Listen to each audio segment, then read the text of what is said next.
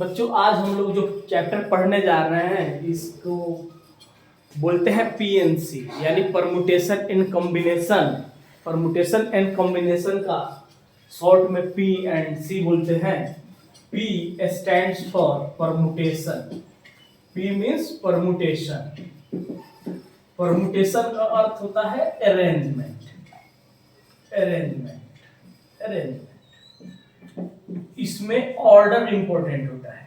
Order is important. C stand for combination. Combination का अर्थ होता है सिलेक्शन और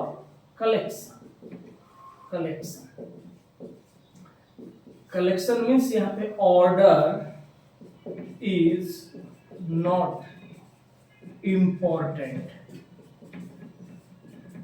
जिसे समझाने के लिए मान लीजिए कि शादी है, ठीक है, हमें 10 प्रकार के फ्लावर्स, शादी है, हमें 10 प्रकार के फ्लावर हमें क्या करना है, सेलेक्ट करना है। एक जगह फ्लावर्स रखे हुए हैं तो सबसे पहले हम जाकर के क्या करेंगे, तो सबसे पहले जाकर के उसमें से फ्लावर्स को क्या करेंगे, ऐसे सिलेक्ट करेंगे। तो उसको बोलते हैं कॉम्बिनेशन या सिलेक्शन और सिंपली कलेक्शन। क्या करेंगे, कलेक्ट करेंगे। और उसके बाद सबसे हमें लगाना है, जैसे कि सबसे पहले रेड लगाना है, फिर ब्लू लगाना है, फिर येलो लगाना है, ग्रीन लगाना है, व्हाइट लगाना है। ये हमारा क्या हो गया, ऑर्डर हो गया। तो सबसे पहले हम क्या करेंगे, सबसे पहले हम सिलेक्ट करेंगे, फ्लावर्स को सिलेक्ट करेंगे, ठीक है। उसके बाद फ्लावर को सिलेक्ट कर लिया, यानी कॉम्बिनेशन सिलेक्शन। इसमें ऑर्डर इंपॉर्टेंट नहीं है, कि इसमें जो किए उसमें रेड के बाद ग्रीन आ रहा है कि येलो आ रहा है कि ब्लू आ रहा है कि व्हाइट आ रहा है, इंपॉर्टेंट नहीं है। एक हो गया हमारा कॉम्बिनेशन। पर परमुटेशन में ऑर्डर, उसके बाद हम रेड के बाद क्या रखना है, ब्लू के बाद येलो, फिर ग्रीन, फिर व्हाइट। इस ये क्या हो गया, ऑर्डर। तो यहाँ पे क्या लगाएंगे, अरेंजमेंट लगाएंगे। तो ये हो गया परमुटेशन। परमुटेशन मीन्स आप समझ लिए, permutation means arrangement, order important है। कॉम्बिनेशन मीन्स सिलेक्शन और simply collection, collect the things. Order important नहीं है, ठीक है। अब आगे बढ़ते हैं।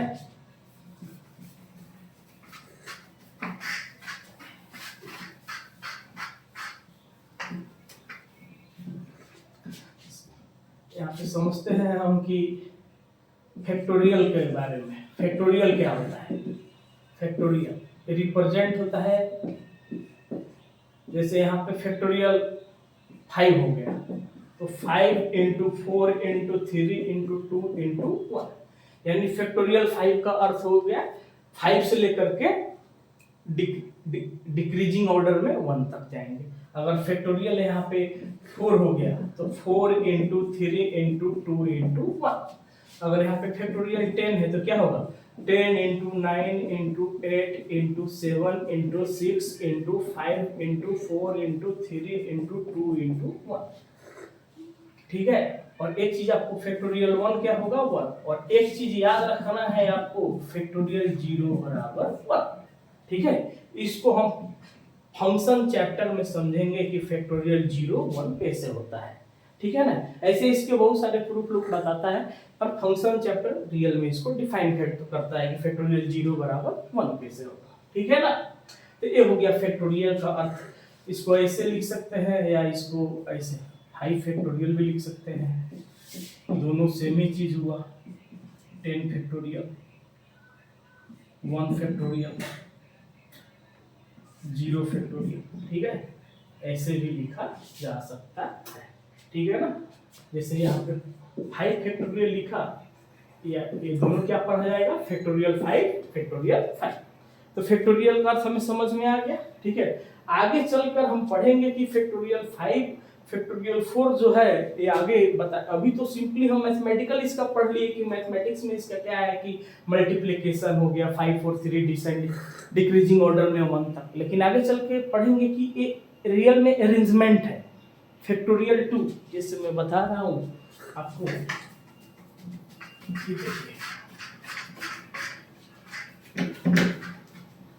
हमें दे दिया गया है यहाँ पे 1 2 3, ठीक है, 3 दे दिया गया हमें। अब बोला गया कि इससे कितने नंबर बन सकते हैं, 1 2 3 से कितने नंबर है हमारे पास, टोटल 3 नंबर है। अब कितने नंबर बन सकते हैं, तो 1 2 3 1 3 2 2 1 3 2 3 1 3 1 2 3 2 1, कितने बने टोटल 6, टोटल कितने बने 6 बने। तो इसको डायरेक्ट हम क्या लिख सकते हैं, फैक्टोरियल 3 इंटू 2 इंटू 1 बराबर 6। या इसका एक और तरीका होगा कि हम 3 में से कितने प्लेसेस हमें कितने डिजिट का नंबर बनाना है, 3 डिजिट का नंबर बनाना है। इन तीनों से कितने बन सकते हैं, 3 डिजिट का हमने बनाया तो 6 बन सकते हैं। तो क्या किया, सबसे पहले 3 में से 3 को सिलेक्ट किया, 3 में से 3 को सिलेक्ट किया, ठीक है। फैक्टोरियल 3 6 है, क्या है, ये 3 चीजों को अरेंज करने का तरीका हुआ। फैक्टोरियल 3 इक्वल टू 6 आया है, क्या है, तो 3 चीजों को अरेंज करने का तरीका हुआ, ठीक है। तो यहाँ पे 3 में से 3 को सबसे पहले क्या बोला था हमें, कलेक्शन, यानी सबसे पहले सिलेक्ट करेंगे उसके बाद अरेंज करेंगे। तो 3 चीजों को अरेंज करने का तरीका भी हम क्या जाने, फैक्टोरियल 3, ठीक है। तो इसको भी जब हम सॉल्व करेंगे तो 6 के बराबर आएगा, ठीक है। जैसे फैक्टोरियल 2 हुआ, जैसे हमें 1 और 2 दे दिया, तो इसे क्या क्या बना सकते हैं, 1 2 और 2 1, 12 और 21। तो फैक्टोरियल 2 2 1 2 आ गया है, यानी 2 चीजों को अरेंज करने का तरीका दोनों को लेकर के कितना होगा, फैक्टोरियल 2 होगा। 3 चीजों को लेकर के अरेंज करने का तरीका फैक्टोरियल 3 होगा। आर का फैक्टोरियल, आर का अर्थ क्या होगा, आर चीजों को लेकर के अरेंज करने का तरीका, ठीक है। ये हो गया फैक्टोरियल का। अब इसके बाद हम आते हैं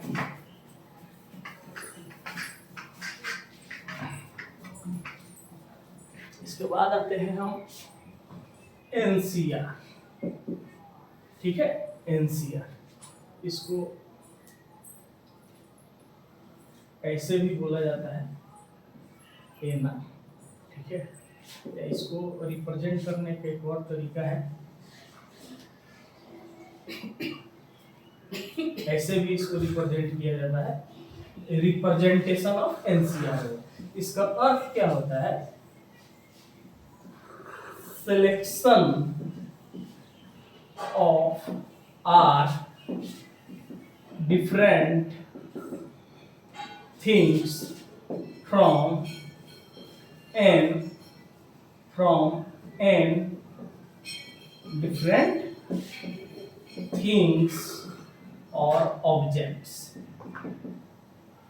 NCR का अर्थ क्या होता है, selection of r different things और object from n different things और ऑब्जेक्ट, ठीक है। NCR बराबर होता है factorial n upon factorial n minus r into factorial r। ये हो गया आपका NCR। NCR हो गया factorial n upon factorial n minus r into factorial r। ये हो गया NCR। NCR से अपन सिलेक्शन करते हैं, आप इतना समझ लीजिए। NCR C आ गया तो सिलेक्शन, जैसे यहाँ पे 10C2 है, तो इसमें क्या हो गया कि हमें 10 चीजों में 2 चीजों को 10 में से 2 का कितना बन सकता है, वेज। 10C2 का अर्थ हुआ 10 डिफरेंट चीजों में से 2 डिफरेंट चीज हम सिलेक्ट कर रहे हैं, तो वो 10 में से 2 का कितना कॉम्बिनेशन बन सकता है, कितने वेज हो सकते हैं, सिलेक्शन के कितने वेज हो सकते हैं, कितने 2 का पेयर बन सकता है।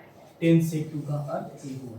जैसे यहाँ पे 5C3 हो गया, तो 5 डिफरेंट चीज में से 3 चीज का कितना कलेक्शन बन सकता है, कितने वेज हो सकते हैं। 5C3 अर्थ हुआ कि selection of 3 things from 5 different things, या selection of 3 different things from 5 different things, ठीक है। 5C3 ये बताता है कि 5 चीजों में से 3 का कितना कलेक्शन बन सकता है। जैसे देखिए यहाँ पे 1 2 3, यहाँ पे 3 है, और अब इसमें से 2 करना है, 3C। 2 का 3 नंबर्स दिए हैं और 2 का हमें कॉम्बिनेशन बनाना है, कि मतलब कितना करना है, 2 लेना है, 2 का कितना हो सकता है। तो फॉर्मूला से देखो, factorial 3 n upon factorial 3 minus 2 into factorial 2। ठीक है, तो कितना जाएगा factorial 3 upon factorial 1 upon factorial 2, तो ये हो जाएगा 3 into 2 into 1 factorial 1 1 factorial 2 into 1, कितना हो जाएगा 3 हो जाएगा। तो 3c2 का वैल्यू आ जाएगा कितना 3 आ जाएगा। अब इसको करके भी देख लेते हैं। ठीक है, इसको करके भी देख लेते हैं।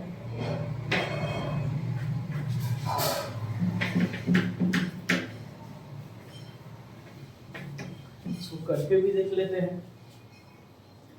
1 2 3 है, अब दो दो लेना है तो क्या क्या कर सकते हैं, 1 2 लिख सकते हो या 2 1 लिख सकते हो, या ये दोनों फिर 1 3 को लिया 1 3 या 3 1। सॉरी, ये तो हम लोग अरेंजमेंट पे आ गए।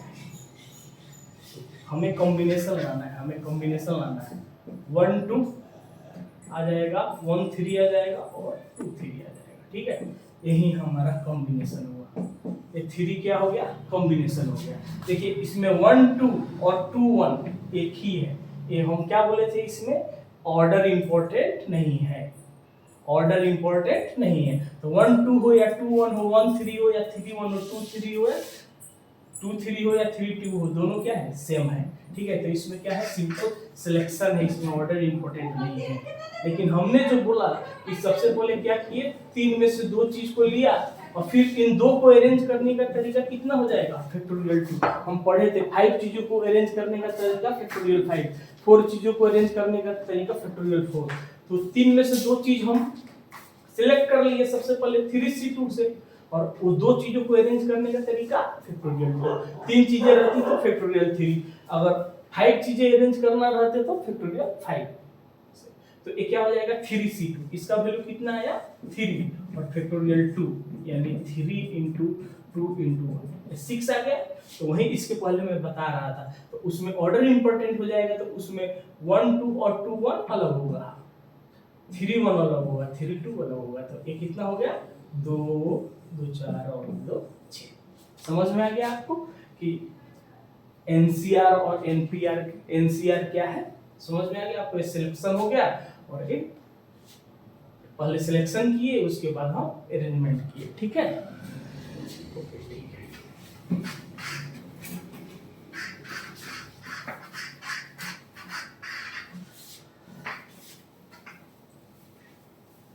अब इसके बाद आता है एनपीआर। एनपीआर मीन्स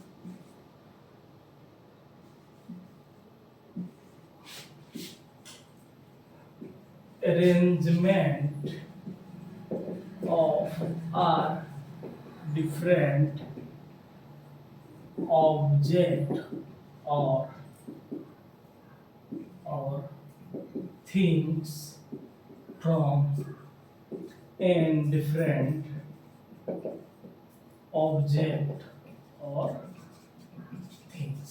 ठीक है, एनसीआर क्या था, selection of r different things from n different things, और एपी आ गया तो permutation means arrangement means order is important. तो क्या आ गया, arrangement of r different object और things from n different object और थिंग्स। एनपीआर बराबर होता है factorial n upon factorial n minus r. अब इसको आप ध्यान से देखिए, तो एनसीआर बराबर क्या होता है, factorial n upon factorial n minus r into factorial r. अगर इसमें हम दोनों तरफ अगर फैक्टोरियल आर से मल्टीप्लाई कर दें, फैक्टोरियल आर से मल्टीप्लाई कर दें, तो इससे एक कैंसिल हो जाएगा, और एक तो यहाँ से क्या आया, एक इसके बराबर है एनसीआर इंटू फैक्टोरियल आर, एक किसके बराबर हो गया, तो एनपीआर के बराबर हो गया एनपीआर। यानी एनपीआर यानी एक रिलेशन हो गया कॉम्बिनेशन और अरेंजमेंट में, कि हमें अगर अरेंज करना है तो सबसे अगर आर चीजों को एन ऑब्जेक्ट्स में से आर ऑब्जेक्ट्स को अरेंज करना है, तो सबसे पहले हम क्या करेंगे, एन में से आर ऑब्जेक्ट्स को सिलेक्ट करेंगे, एन में से आर ऑब्जेक्ट को सिलेक्ट करेंगे। सिलेक्शन हो गया, क्या किए सबसे पहले हम n में से r को अरेंज करना है तो n में से r को हम सिलेक्ट कर लिए, फिर r चीजों को अरेंज करने का तरीका क्या हो जाएगा, फैक्टोरियल r। ठीक है, तो एक रिलेशन आ गया NPR बराबर NCR इंटू फैक्टोरियल r। इसलिए इसके पहले वाले क्वेश्चन में मैंने 3C2 इंटू फैक्टोरियल 2 किया था। ये फिर 3C2 हो गया सिलेक्शन का और दो चीजों को अरेंज करने का तरीका फैक्टोरियल 2, तो ये कितना आया था, 6 आया था। इसमें हमने बताया था ना 1 2 2 1 1 3 3 1 2 3 3 2, ये 6 आ गया। और पहले क्या था 3C2 में क्या था 1 2 2 3 1 3, ये क्या है, ये 3C2 है। इसमें अरेंजमेंट इंपॉर्टेंट नहीं है, लेकिन जैसे फैक्टोरियल 2 करते हैं इसमें अरेंजमेंट इंपॉर्टेंट हो जाता है। ये थ्री आया, अब आपको समझ में आ गया होगा हर चीज की 3C2 इंटू फैक्टोरियल 2। ये क्या आ गया, NCR into factorial r। NPR और NCR का ये सबसे तगड़ा रिलेशन है। तो सबसे पहले हम क्या करेंगे, सबसे पहले हम सिलेक्ट, क्या बोला, हमें फुल अरेंज करने हैं किसी फंक्शन में, तो सबसे पहले क्या करेंगे, फ्लावर्स को हम सबसे पहले सिलेक्ट करेंगे। तो वो क्या हो गया, NCR हो गया। कितना करना है, जैसे मान लो 10 में से 2 चीज हमको करना है, 10 फ्लावर में 2 फ्लावर करना है, तो 10C2 से क्या किया, उसको सिलेक्ट कर लिया। 10C2 10 में से कितने चाहिए, 2 चाहिए, सिलेक्ट कर लिया। अब इसको अरेंज करना है, तो 2 को अरेंज करने का तरीका फैक्टोरियल 2। या हमें कोई बोला कि ना आपके पास 100 प्रकार के डिफरेंट फ्लावर्स हैं और आपको इनमें से 10 फ्लावर्स लेकर के 10 डिफरेंट फ्लावर्स लेकर के और आपको अरेंज करना है, तो सबसे पहले हम क्या करेंगे, तो 100 में से हम 10 पहले सिलेक्ट करेंगे। या क्या हमने सबसे पहले क्या किया, सिलेक्शन कर लिया। अब सिलेक्ट कर लिया और इसके बाद क्या होगा, तो अरेंजमेंट होगा। तो 10 को अरेंज करने का तरीका फैक्टोरियल 10। तो आप समझ में आ गया NCR और NPR में रिलेशन। ठीक है, बस यही बताना था NCR और NPR में रिलेशन।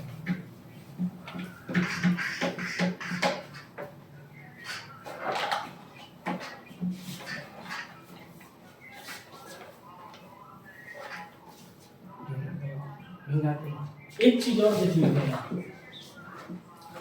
NCR बराबर NCN माइनस R। ये आप याद रखिए फॉर्मूला। कैसे, तो दोनों को निकालते हैं, क्या होगा, factorial n upon factorial n minus r into factorial r। ये क्या होगा, factorial n upon factorial n minus r into n minus r। तो इसको सॉल्व करें तो क्या आ जाएगा, खोलेंगे तो अंदर r बच जाएगा और n माइनस r, ये दोनों इक्वल हो गया। Factorial n upon factorial n minus r into factorial आ गया।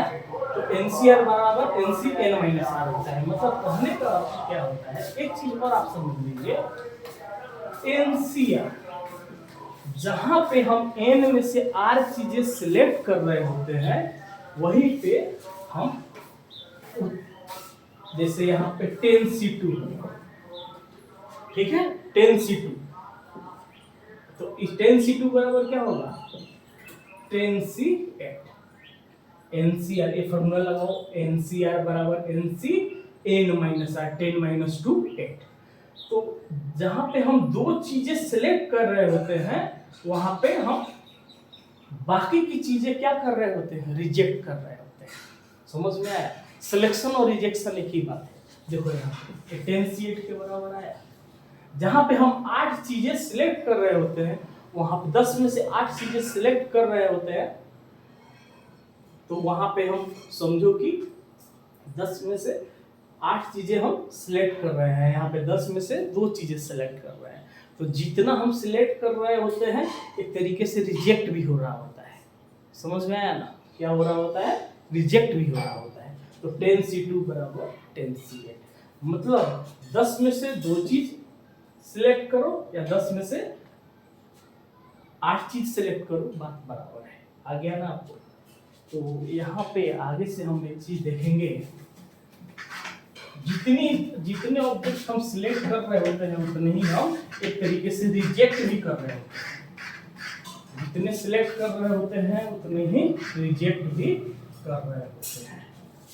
ठीक है। अब यहाँ पे एक चीज देखते हैं, देखो यहाँ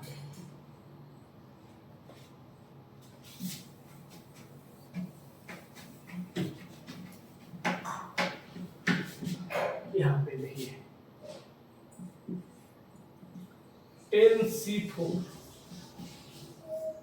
10C4 तो इसको जब यहाँ पे 10C9 हो गया तो एक फॉर्मूला NCR बराबर NCN माइनस R जो मैं बताया, ये तो एक तो समझ में आ गया कि n में से r चीज या n माइनस r चीज सिलेक्ट करो, बात बराबर है। 10 में से 2 चीज करो, बताया था ना, 10C2 करो या 10C8 करो, बराबर ही है। 2 चीज सिलेक्ट करो या 8 चीज सिलेक्ट करो, ठीक है, बात बराबर ही है, ठीक है। तो इस कैलकुलेशन पर्पस के लिए कि जैसे 10C9 है, देखो इसका कैलकुलेशन कितना हुआ 1 × 9, ठीक है। तो इससे अच्छा है कि हम इसकी जगह डायरेक्ट क्या करेंगे, इस फॉर्मूला को लगाकर 10 माइनस 9 10C1 और 10C1 फैक्टोरियल 10, या ऐसे समझ लें कि 10C1 क्या बोल रहा है कि 10 में से एक चीज सिलेक्ट करने का तरीका। तो इसको पहले फॉर्मूला से 10 factorial 10 upon 10 minus 1 into factorial 10 upon factorial 9, तो 10 इंटू इसके आगे क्या होगा 9 इंटू 8 इंटू 7 इंटू 1 तक, और ये भी क्या होगा 9 इंटू 8 इंटू 7 इंटू कहाँ तक होगा 1 तक। इससे ये वाला कैंसिल हो गया, मतलब 10 चीजें हैं, उसमें से एक एक चीज सेलेक्ट करने का तरीका क्या है, तो 10 तरीका होगा।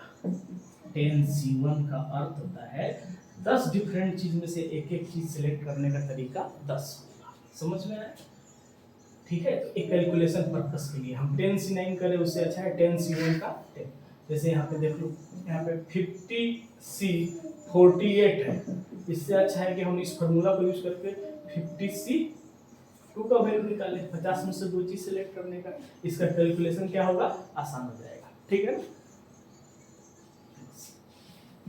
बस एक कैलकुलेशन के लिए। और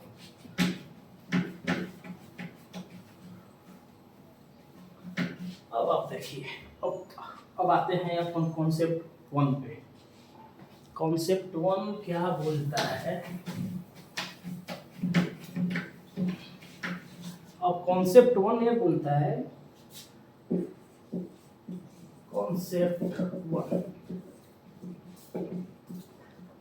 fundamental principle of counting, fundamental principle of counting, ठीक है। फंडामेंटल प्रिंसिपल ऑफ काउंटिंग में 2 रूल होते हैं, एक एडिशन रूल और एक मल्टीप्लिकेशन रूल। तो इसको देखते हैं, ठीक है ना। देखिए फंडामेंटल प्रिंसिपल ऑफ काउंटिंग में एडिशन और मल्टीप्लिकेशन 2 होता है, एडिशन और इधर मल्टीप्लिकेशन। देखिए एडिशन में इसमें और आता है और इसमें आता है एंड, हिंदी में इसमें आता है इसमें आता है या, इसमें आता है प्लस, ठीक है। क्वेश्चन में और आ गया दिस और दिस, जैसे मान लो कि अभी हमें जयपुर से कोटा जाना है, जयपुर से कहाँ जाना है, कोटा। तो जयपुर से कोटा हम कैसे जा सकते हैं, by bus, by car, by bike, by train. तो जयपुर से कोटा जाने के लिए कितने तरीके हैं, या तो हम बस से जा सकते हैं, क्या आ रहा है ध्यान दीजिए, या बस से जा सकते हैं, एक तरीका ये एक हुआ, बस से जा सकते हैं, या किससे जा सकते हैं, कार से, या आया या मतलब और, तो प्लस एक कार से जा सकते हैं, या बाइक से भी जा सकते हैं, या ट्रेन से भी जा सकते हैं। कितना हुआ 4, ठीक है, ये क्या हो गया, 4 वेज हो गया। तो ये हो गया हमारा एडिशन प्रिंसिपल। मतलब कि हमारा जयपुर से कोटा जाना हो रहा है, हम किसी से भी जाएं, हम जयपुर से कोटा जाएंगे, चाहे बस से जाएं, चाहे कार से जाएं, बाइक से जाएं, चाहे ट्रेन से जाएं, हमारा वर्क क्या हो रहा है, डन हो रहा है, वर्क हमारा डन हो रहा है। या आ रहा है और आ रहा है, इसलिए एडिशन और मल्टीप्लिकेशन में देखिए, जयपुर से हमें जाना है, जयपुर से जाना है हमें कोटा वाया दिल्ली, वाया दिल्ली। तो देखिए यहाँ हमें कहाँ जाना है, जयपुर से कोटा जाना है। हमारा वर्क डन कब होगा, यहाँ पे हमारा वर्क डन कब हो रहा था, जयपुर से कोटा हम किसी से भी चले जा रहे हैं, हमारा वर्क डन हो जा रहा है, हमारा काम कंप्लीट हो जा रहा है, हम कोटा पहुंच जा रहे हैं, इसलिए और करके याद लगा। लेकिन यहाँ पे हमें जाना है जयपुर से कोटा, लेकिन वाया क्या जाना है, दिल्ली जाना है। तो by bus, by train, by flight 3, और यहाँ से दिल्ली से कोटा के लिए by bus, by train, by car, by plane. तो देखिए यहाँ से यहाँ के लिए क्या लगेगा, एडिशन लगेगा। जयपुर से दिल्ली हम किससे जा सकते हैं, या तो बस से जा सकते हैं एक वेज, और ट्रेन से जा सकते हैं, और मतलब या +1 बाई ट्रेन और बाई फ्लाइट +1। 3 तरीका हो गया, ये कितना आ गया, 3। उसी तरीके दिल्ली से कोटा के 2 काम है। दिल्ली से कोटा कैसे जा सकते हैं, बाई बस एक, और बाई ट्रेन, और मीन्स +1, प्लस और सी कार, और या बाइक। ये कितना हुआ, 4। तो ये 3 हुआ और ये 4 वेज हुआ।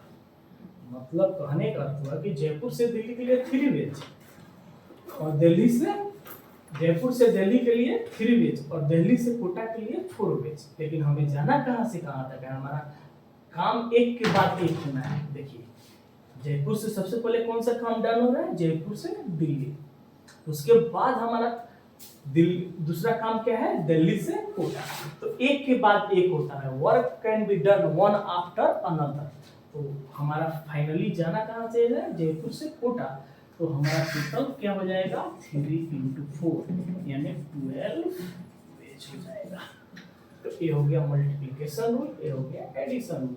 एडिशन मतलब और आपके पास बहुत सारे ऑप्शन अवेलेबल रहेंगे। ऑप्शन है कि नहीं, जयपुर से कोटा जाने के लिए बाइक ऑप्शन है, कार ऑप्शन है, बाइक है, ट्रेन है, बस है कि नहीं, यहाँ पे ऑप्शन अवेलेबल रहेगा। लेकिन यहाँ पे आप दिल्ली आ गए तो दिल्ली से भी, जयपुर से दिल्ली के लिए 3 ऑप्शन, दिल्ली से कोटा के लिए 4 ऑप्शन, लेकिन जयपुर से कोटा के लिए टोटल कितने वेज हो जाएंगे, 12 वेज हो जाएंगे।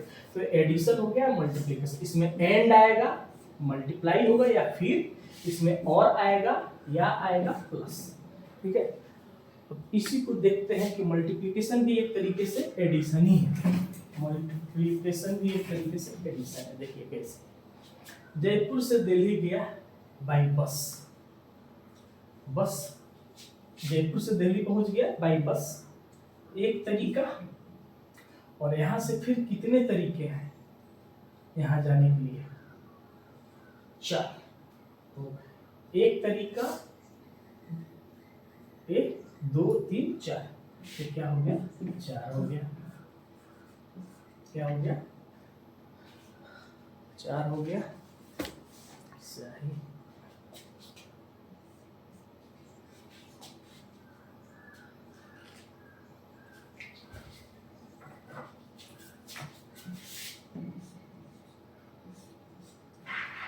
ट्रेन से भी जाएंगे तो यहाँ से, ट्रेन से यहाँ पहुंचे दिल्ली, तो यहाँ से भी कितना हो जाएगा, 4। बाई फ्लाइट भी गए तो, और ये समय क्या लगेगा, और बाई बस गए तो 4 तरीका, और बाई ट्रेन भी तो जा सकते हैं प्लस, बाई फ्लाइट भी गए तो क्या हो जाएगा, 4। फ्लाइट से दिल्ली गए फिर वहां से 4 पे क्या हो गया, 12 हो गया, आ गया 12। या ऐसे भी कर सकते हो, 1 इंटू बाई बस गए, फिर यहाँ से कितने तरीके से कोटा से 4, तो 1 × 4 प्लस फिर 1 × 4 फिर 1 × 4, ये भी क्या हो गया, 12 वेज। तो जयपुर से कोटा कितने तरीके से जा सकते हैं? 12 तरीके से जा सकते हैं, 12 वेज में जा सकते हैं। तो आप देख लिया ना कि मल्टीप्लिकेशन भी एक प्रकार का क्या है? एडिशन ही है, ठीक है। ये फंडामेंटल प्रिंसिपल ऑफ काउंटिंग है। This is the most very very important, मतलब बेस है, एक पीएनसी का बेस है। मैक्सिमम क्वेश्चन आप देखोगे इससे हो रहे हैं।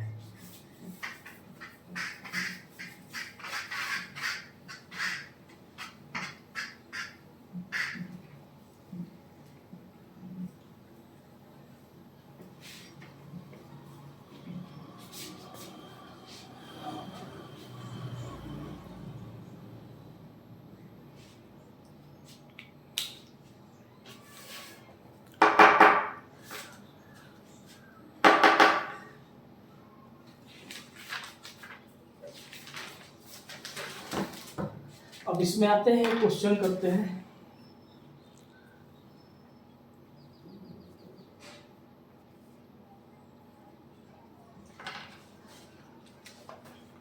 क्वेश्चन है,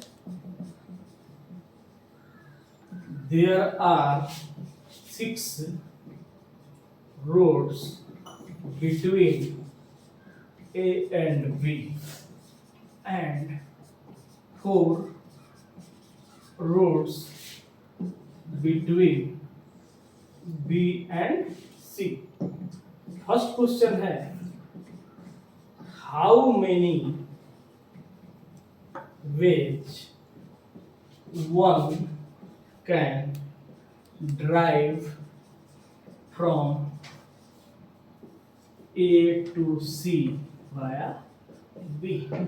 ये भी सेम ही है, क्या अपन किए थे ना जयपुर से कोटा वाया दिल्ली, तो इसमें भी क्या करता है, एक ए है, बीच में बी है, और फिर यहाँ पे सी है। हमें कहां से कहां जाना है? ए से सी पे जाना है। 6 रोड्स, ए और सी के बीच में कितने रोड्स हैं? 6 रोड्स हैं, 6 है। और इसके बीच में कितने रोड्स हैं? 4 रोड्स हैं। तो हम जानते हैं ये क्या है, यहां से यहां गए 6 एंड, अब आया बात, हम यहाँ ए से बी गए एंड आ रहा है तो मल्टीप्लिकेशन, बी से सी गए तो कितना आ गया? 4, या कितना आ गया? 24 वेज, ठीक है। ए से बी जा रहे हैं, क्या होगा? 6 वेज है, दिस और दिस और दिस और दिस और दिस और आ रहा है, या आ रहा है यानी प्लस। लेकिन हमें यहाँ जाना है तो सबसे पहले क्या करेंगे, हम ए से जाएंगे बी पे एंड बी से सी पे। तो क्या आ रहा है यहाँ पे? हमारा काम अभी क्या है, देखिए, जहां पे भी मल्टीप्लिकेशन होगा वहां पे काम कंटिन्यूटी में रहेगा। काम कैसा रहेगा? कंटिन्यूअस रहेगा, काम प्रोसेस में रहेगा। तो अभी हम ए से बी पे गए, तो 6 वेज, अभी भी हमारा काम क्या है? प्रोसेस में है। तो प्रोसेस में है तो मल्टीप्लिकेशन आ गया। फिर यहां से यहां जाने के लिए 4 वेज, तो ए मल्टीप्लाई हो गया, ठीक है। वही हम ए से बी पे जा रहे हैं, हमारा काम डन हो जा रहा है। यहां से जा रहे हैं, काम डन हो जा रहा है। ये 6 वेज से जा रहे हैं तो 1 + 1 + 1 + 1 + 1 कितना हो गया? 6 वेज हो जा रहा है। उसी तरह यहाँ पे 4 वेज हो जा रहा है। ये क्या हो रहा है? बी से सी जा रहे हैं, काम डन हो जा रहा है, काम डन हो जा रहा है। लेकिन ए से सी जाना है, लेकिन ए से बी गए तो अभी प्रोसेस में है, काम अभी कंटिन्यूअस है, इसलिए यहाँ पे क्या लगा? मल्टीप्लिकेशन लगा, ठीक है। क्या लगा? मल्टीप्लिकेशन लगा। अब देखिए, अब इसका नेक्स्ट क्वेश्चन है,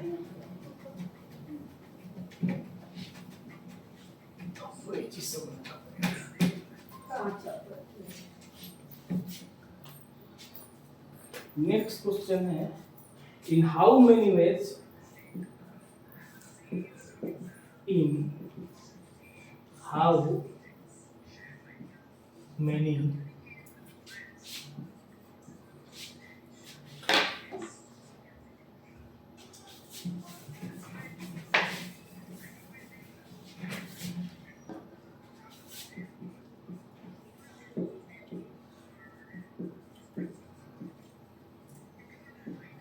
how many ways one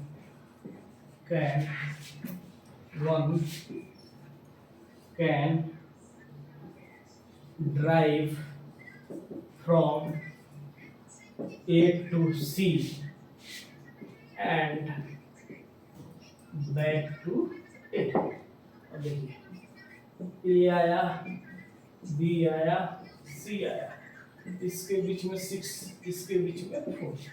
तो वो क्या बोल रहा है कि one can drive from A to C and back to A से कहाँ जाना है C पे, और फिर C से कहाँ जाना है A पे। तो ये क्या हो गया, A से C जाने का तरीका 6 into 4।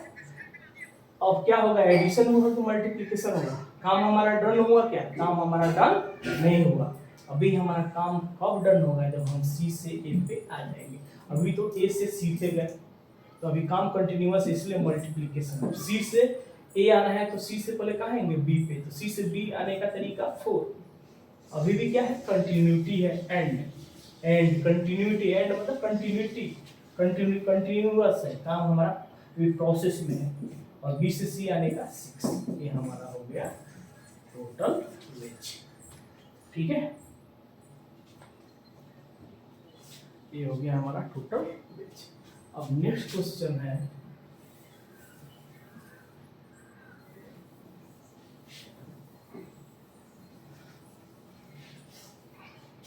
नेक्स्ट क्वेश्चन है हमारा, इन हाउ many ways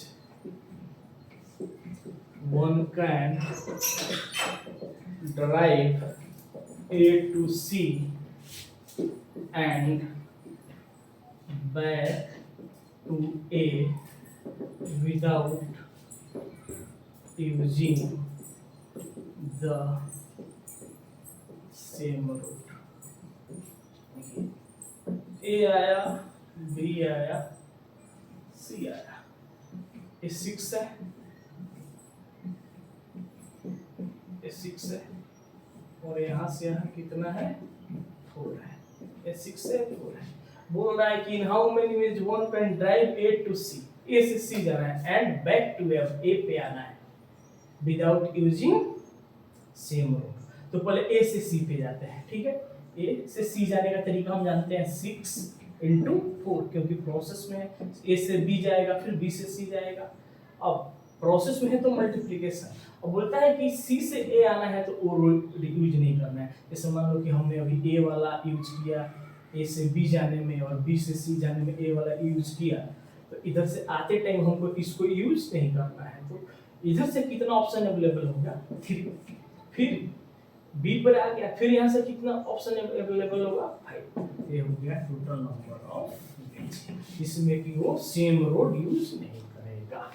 आप किसी को भी ले सकते हो, इसको ले सकते हो, इसको ले सकते हो, तो इधर से भी आने पे ही 3 और इधर 5 भी बचेगा। ठीक है, कोई दिक्कत नहीं। ये सब क्या होता है, ये सब मशीन रहता है, मशीन रहता है। पीएनसी में जैसे कि देखो क्या है कि एक ट्रिमिंग मशीन है, उसका काम क्या है, ट्रिम करना। तो जैसे आदमी गया तो बाल को ट्रिम कर दिया, एक बार क्या हुआ, वहां पे गलती से गिलहरी चली गई और उसका पूंछ पड़ गया, तो वो क्या किया, पूंछ को ट्रिम कर दे, उसका काम क्या है, ट्रिम करना। तो मशीन है। उसी तरीके से पीएनसी में क्या है, सब चीज मशीन रहता है, ये सब क्या है, मशीन है। ठीक है, और रियल में देखो तो पीएनसी जो है, रियल में वो माइंड का, दिमाग का विकास है, बच्चों के दिमाग का विकास है।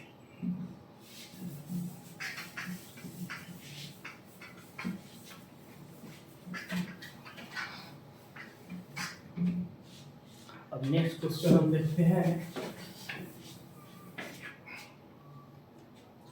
बोलता है कि number of ways in which a person can watch a movie. ठीक है, यहाँ पे पर्दा है, पर्दा,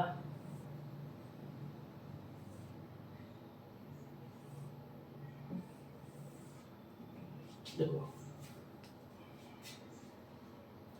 वॉच अ मूवी का अर्थ क्या हुआ, ये गेट 1 है, ये भी एग्जिट 1 भी है, गेट 2 है exit 2, gate 3 exit 3, gate 4 exit 4, gate 5 exit 5। मतलब मूवी देखने का अर्थ होगा कि वो अंदर घुसेगा, बैठेगा, मूवी देखेगा, फिर एग्जिट हो जाएगा। पहले क्या करेगा, गेट से एंट्री करेगा, फिर एग्जिट करेगा। ठीक है, ये G1 हमने रख लिया एंट्री के लिए और E1 रख लिया एग्जिट के लिए। ठीक है, तो तभी देख बोला जाएगा कि उसने मूवी देखी, तो अंदर घुसा और निकला। ठीक है, तो बोलता फर्स्ट क्वेश्चन बोलता है कि number of ways in which a person can watch movie. तो एक बार बताओ, अंदर जाने के कितने रास्ते, कितने गेट है? 5। और मूवी देखा नहीं, प्रोसेस में है मल्टीप्लाई। और अंदर से बाहर कितने तरीके से आ सकता है, तो उसके लिए भी कितने गेट है? 5। तो 25 वेज से एक आदमी मूवी को देख सकता है। ठीक है, ये समझ में आ गया कि अंदर घुसा नहीं, गेट से अंदर गया और निकला, तब वॉच मूवी, देन बोला जाएगा कि उसने मूवी को वॉच किया। तो अंदर जाने के कितने रास्ते? 5। और बाहर निकलने के कितने रास्ते? 5। तो 25 वेज, 5 × 5 25 वेज। तो एक बंदा 25 वेज से मूवी को वॉच करेगा। ठीक है, अब नेक्स्ट क्वेश्चन है कि इफ, फिगर यही रहेगा। नेक्स्ट क्वेश्चन है कि if E1 and E3 is not allowed for exit। Exit तो कितना होगा देखो, अब बोलता है कि E1 यानी A और A, ये दोनों एग्जिट के लिए अलाउ नहीं है, तो क्या होगा? वो अंदर घुसेगा कितने तरीके से? एंट्री मारेगा 5 तरीके से, प्रोसेस में है मल्टीप्लाई। एग्जिट करने के लिए कौन? E1 और E3 पे क्या है? नहीं एग्जिट कर सकता था। कितने बच्चे हैं? 1 2 3, तो कितना हो गया? 50। समझ में आ गया? जो बोल रहा है वही काम हम कर रहे हैं। ठीक है, अब नेक्स्ट क्वेश्चन है इसी पे।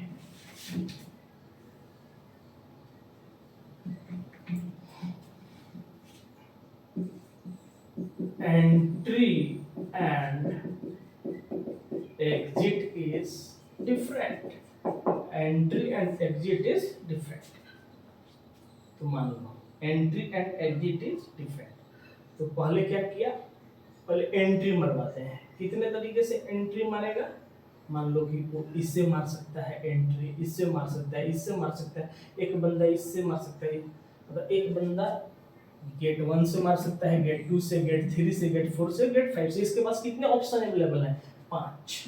मैं क्या बोला, जहां पे भी ऑप्शन अवेलेबल हो या और आ रहा हो, यानी या ए, या इस गेट से, या इस गेट से, या इस गेट से, या गेट 5 से, तो या तो वो क्या होगा? 1 + 1 + 1 + 1 5। प्रोसेस में है तो मल्टीप्लाई। अब देखो, मान लो कि अगर वो गेट 1 से गया, तो क्या गेट 1, तो गेट 1 से गया तो इसी एग्जिट से वो निकलेगा क्या? नहीं निकलेगा, क्योंकि बोला है एंट्री एंड एग्जिट डिफरेंट। तो उसके पास कितने ऑप्शन अवेलेबल है? 1 2 3 4। ये कितना हो गया? 20।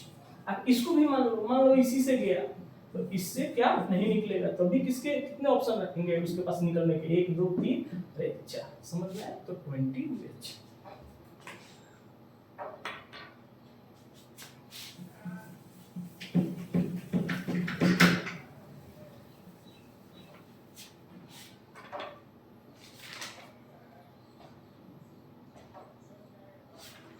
अब देखिए, इसमें आता है कॉइन टॉसिंग। कॉइन टॉसिंग, एक कॉइन को टॉस किया, आउटकम्स कितना है? आउटकम्स मतलब क्या क्या आ सकता है एक कॉइन से? या तो हेड आ सकता है या टेल आ सकता है। 2 कॉइन आ गया, तो 2 कॉइन से क्या आएगा? Head head, head tail, tail head, या टेल टेल। समझ में आया? यानी 2 कॉइन आ गया, एक यहाँ आया, एक कॉइन यहाँ आया। मतलब दोनों को ऐसे उछाल रहे हैं, तो एक यहाँ है, एक यहाँ है, तो क्या क्या आ सकता है? इस पे हेड आ सकता है, इस पे हेड आ सकता है, इस पे हेड है, इस पे टेल आ सकता है, इस पे टेल, इस पे हेड आ सकता है, दोनों पे टेल आ सकता है। 3 कॉइन किए, तो 3 कॉइन किए तो 1 2 3, तो क्या क्या आ सकता है? हेड हेड और tail. Head head tail, head tail tail, head tail head, tail head head, tail head tail, tail tail tail. और है एक और आ जाएगा tail head tail, head tail tail, head tail tail, head tail tail tail tail, tail tail आ गया, tail tail head, tail tail head. ये कितना आ जाएगा टोटल काउंट करोगे तो देखो यार, एक कॉइन तो 2 का पावर 1 आउटकम्स, 2 कॉइन तो 2 का पावर 2, 4 आउटकम्स। यहाँ पे क्या हो गया 2 आउटकम्स, यहाँ पे 4 आउटकम्स, 3 हो गया तो 2 का पावर 3 यानी 8 आउटकम्स। तो उसी तरीके से अगर n किया जाएगा तो क्या आ जाएगा, n कॉइन को अगर टॉस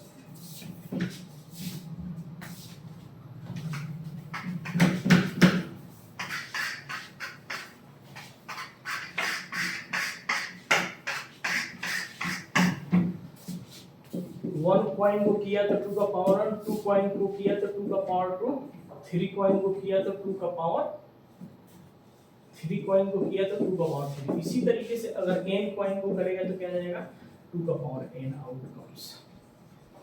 ठीक है, इसी तरीके से होता है डेज में। डे में क्या होता है, डे में क्या होगा, या तो क्लीन होगा या क्या होगा क्लाउडी होगा। ये भी किसके जैसा ट्रीट होगा, कॉइन की तरह। तो एक वीक में कितने आउटकम्स हो सकते हैं, रोज कितने होंगे 7 डेज, तो 2 का power 7 outcomes in a week. ठीक है, इसी तरीके से बात करें तो बल्ब के लिए, बल्ब भी क्या होता है, या तो ऑन होगा या ऑफ होगा।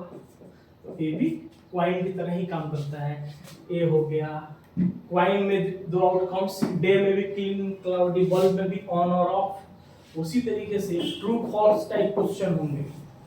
मान लो कि 10-10 ट्रू फॉल्स टाइप क्वेश्चन है तो उसके आउटकम्स कितने होंगे 2 का पावर 10, क्योंकि हर क्वेश्चन को जवाब देने का 2 तरीका होगा। फर्स्ट क्वेश्चन का ट्रू और फॉल्स ट्रू, दूसरे क्वेश्चन का भी ट्रू। तो ये सब करने का टोटल कितना हो जाएगा 2 का पावर 10।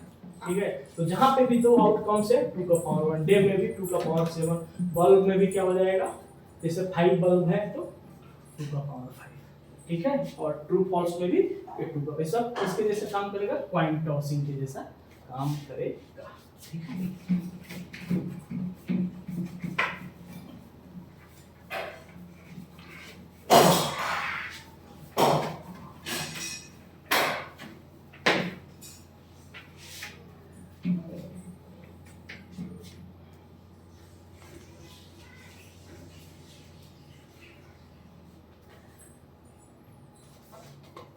अब क्वेश्चन लेते हैं।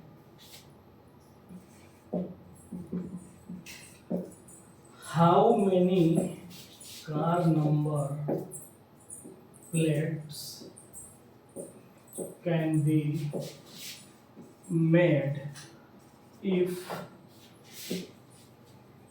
each plate contains 2 different letters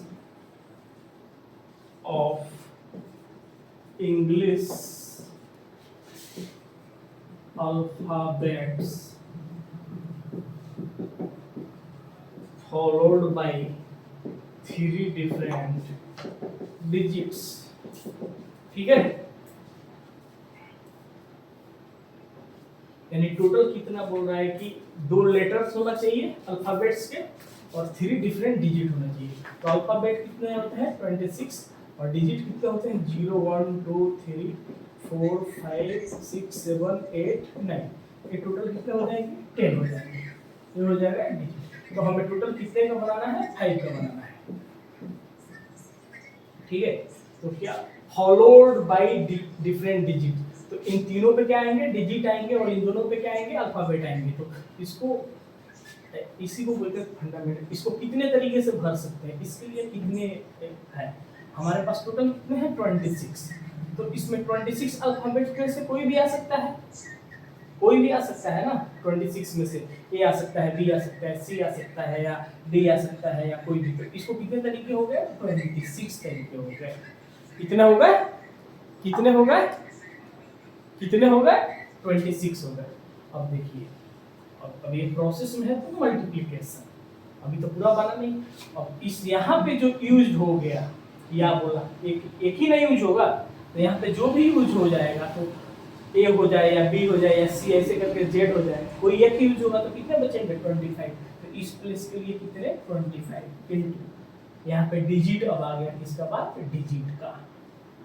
तो कितने डिजिट है इसके लिए 10। यहाँ पे जो यूज हो जाएगा वो यहाँ पे होगा नहीं होगा, तो इसके लिए क्या हो जाएगा 9, इसके लिए क्या हो जाएगा 8। यानी यहाँ पे 10 डिजिट जो यहाँ पे यूज हो जाएगा वो यहाँ पे घट जाएगा 9, यहाँ पे जो यूज हो गया यहाँ पे नहीं आएगा तो 8। ये क्या हो गया टोटल, यहाँ पे आ जाएंगे डिजिट्स और यहाँ पे आ जाएंगे लेटर्स। ठीक है, तो ये आ गया टोटल नंबर ऑफ वेज। ठीक है, कोई दिक्कत, ये टोटल नंबर ऑफ वेज हो गए। अब इसके बाद बोलता है क्वेश्चन। क्वेश्चन बोलता है इसी में कि बनाना है कारप्लेट्स नंबर, कारप्लेट्स नंबर बनाना है पर is not allowed at first place. देखिए यहाँ पे इधर डिजिट आएगा और इधर लेटर्स आएगा। एक तो 26 तरीके से हो गया, एक 25, एक 26 हो गया, एक 25 हो गया। यहाँ पे जीरो नहीं आएगा तो जीरो को छोड़ के कितना बच गया 9, ये आ गया 9। अब देखिए अब यहाँ पे 9 कोई भी एक यूज हो गया तो कितने बच जाएंगे, ए वाले जीरो को छोड़ करके 8, और जीरो तो यहाँ पे यूज हो सकता है ना, हो सकता है क्योंकि यहाँ पे यूज नहीं करना है जीरो को, यहाँ पे तो हो सकता है। तो 8 बच गया और एक जीरो आ गया 9, यहाँ ए हो जाएगा 8। ठीक है, तो ये हो जाएगा टोटल नंबर ऑफ वेज, कोई दिक्कत नहीं। ठीक है, अब एक अपन देख लेते हैं इसमें रैंक।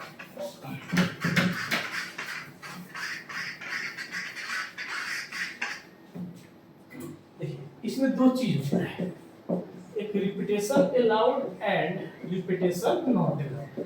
तो क्वेश्चन में हमें हमेशा चेक करना पड़ेगा कि रिपीटेशन अलाउड है कि रिपीटेशन अलाउड नहीं है। ठीक है ना, क्वेश्चन में अपने आप पता चल जाएगा। जैसे कि मान लो कि बोल दिया कि हमारे पास 2 है, 3 है, 4 है और 7 है, इनसे हमको 7 डिजिट का टेलीफोन नंबर कंसिस्ट करना है।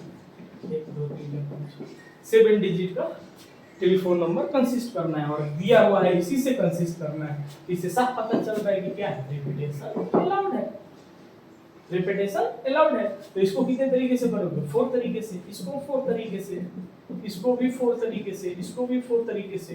तो ये कितना टाइम्स होगा 4 और 7 वेज हो जाएगा। ठीक है, 4 के बाद टोटल कितने टेलीफोन नंबर होंगे 4 टू द पावर 7।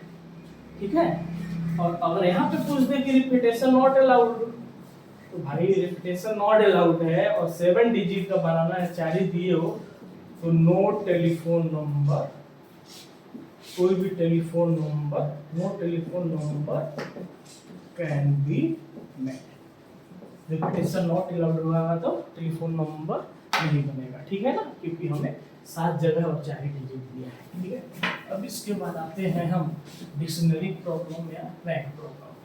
तो क्वेश्चन में हमें पता चल जाएगा या कितना बार दिया होगा कि रिपीटेशन अलाउड करना है या रिपीटेशन अलाउड नहीं करना है। जैसे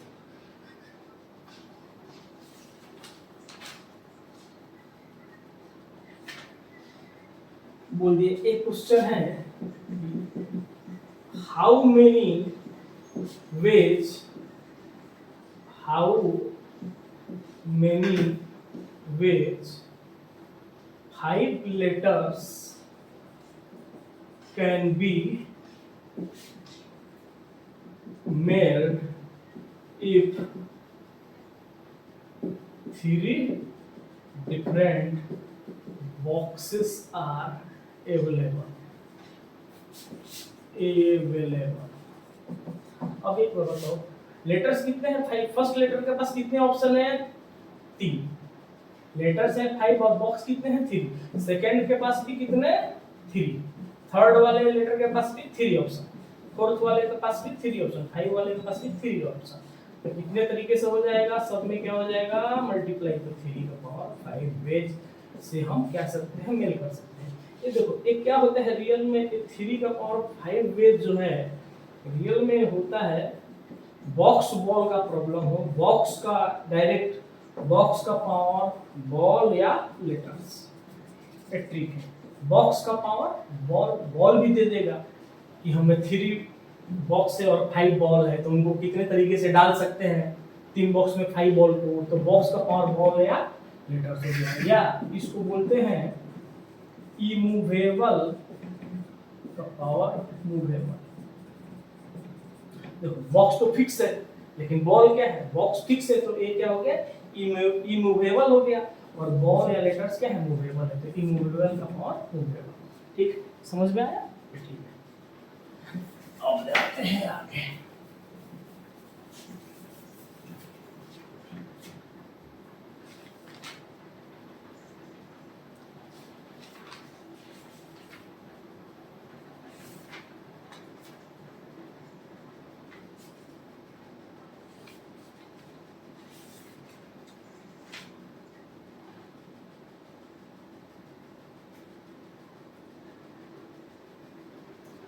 रैंक निकालने का एक ट्रिक बता रहा हूँ। रैंक निकालने का ये आखिरी क्वेश्चन होगा।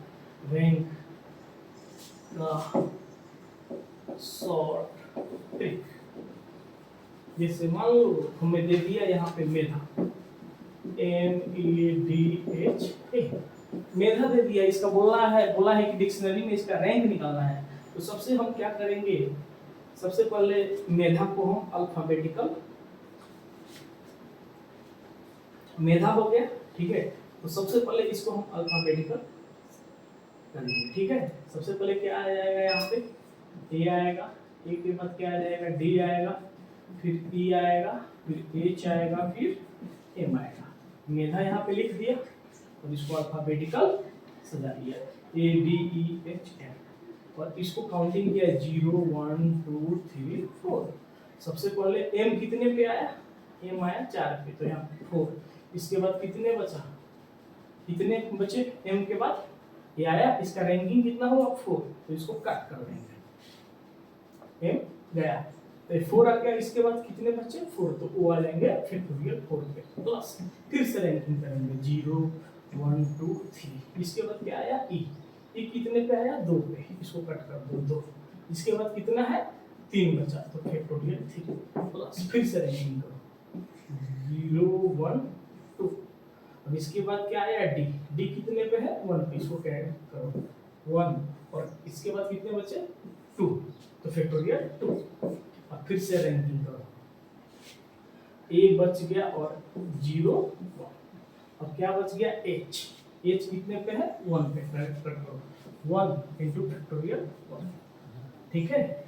और आखिरी वाले के लिए इतना हो गया। क्या करते हैं? सबसे पहले मेधा लिख दिया, इसको अल्फाबेटिकल ऑर्डर में अरेंज किया, फिर 0 1 2 3 4 किया, फिर देखा एम कितने पे है? 4 पे है, तो 4 लिखा। इसके बाद कितने हैं? तो फैक्टोरियल 4 कर दिया। उसी तरीके से फिर से रैंकिंग किया, ई कितने पे है? ई कितने पे आ रहा है? 2 पे, तो 2। इसके बाद कितने हैं? 3, तो फैक्टोरियल 3 कर दिया प्लस, फिर रैंकिंग किया 0 1 2, तो डी कितने पे आया? 1 पे आया, तो इसके बाद कितने बचा? 2, तो फैक्टोरियल 2 कर दिया। और फिर रैंकिंग किया 0 और 1। अब कट करता गया, जो खत्म हो जाएगा उसको कट कर 0 1। तो अब एच कितने पे बचा? 1 पे, तो 1 इंटू फैक्टोरियल 1। और आखिरी वाले के लिए जो है हम फैक्टोरियल 0 ऐड करते हैं। सब करने के बाद इस ट्रिक में आखिरी में फैक्टोरियल 0 ऐड कर देंगे। तो इसको जब आप बनाओगे तो ये हो जाएगा कितना? 96 plus 12 plus 2 plus 1 plus factorial 0 1, 96 12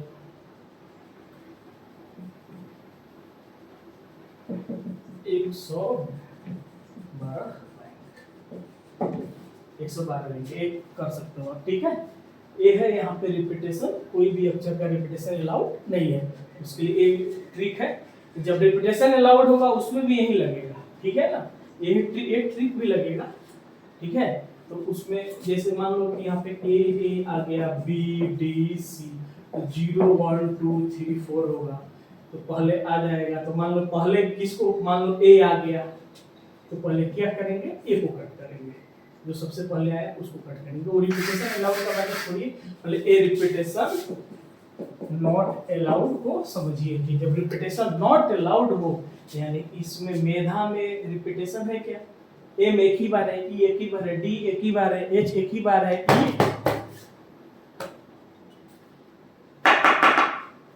M एक बार है, ई एक बार है, डी एक बार है, एच एक बार है, ए एक बार है, सब एक एक बार है। अगर 2 बार रहता तो इसको बोलते हैं रिपीटेशन अलाउड है, ठीक है। ये हो गया आपका शॉर्ट ट्रिक निकालने का, ठीक है।